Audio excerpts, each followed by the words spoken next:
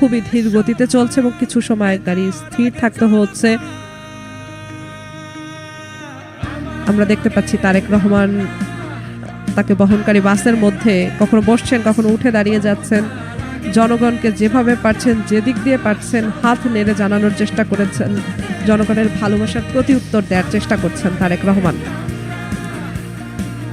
লাল সবুজ বাসে করে যাচ্ছেন তারেক রহমান, হাত নেড়ে জনগণকে আশ্বস্ত করার চেষ্টা করছেন তারেক রহমান। হাত নেড়ে জনগণকে বলার চেষ্টা করেছেন তিনি ফিরে এসেছেন, জনগণের অপেক্ষার অবসান ঘটেছে সেই চেষ্টা তিনি করছেন এবং জনগণের উচ্ছ্বাস আরও বেড়ে যাচ্ছে তারেক রহমান যখন তাদের দিকে তাকিয়ে তাদেরকে উদ্দেশ্য করে হাত নাড়ছেন এবং সেই উচ্ছ্বসিত জনগণকে ঠেলে গাড়িবহর এগিয়ে যাচ্ছে, ধীর গতিতে এগিয়ে যাচ্ছে।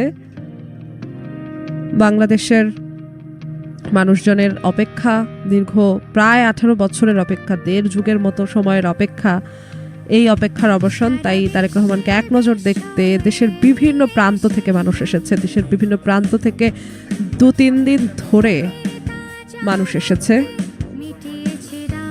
আমরা দেখছি তারেক রহমানকে ঘিরে উচ্ছ্বাস বৃদ্ধি পাচ্ছে, চারদিকে স্লোগান হচ্ছে, তারেক রহমানকে নিয়ে চারদিকে স্লোগান হচ্ছে, স্লোগানে মুখরিত পুরো এলাকা। তারেক রহমান বীরের দেশে আসছে ফিরে বাংলাদেশে, তারেক রহমান, তারেক রহমানের আগমন, শুভেচ্ছার স্বাগতম। তারেক রহমানের আগমন, শুভেচ্ছার স্বাগতম। তারেক রহমান বীরের বেশে আসছে ফিরে বাংলাদেশে, তারেক রহমানের সংগ্রাম চলছেই চলবে। ওই নেতা আছে, একটু পরেই মঞ্চে আসবে, নেতা আছে। সবাইকে বাঘের মতো করে বলতে হবে নেতা আছে, সবাইকে ধরতে হবে নেতা আছে। ও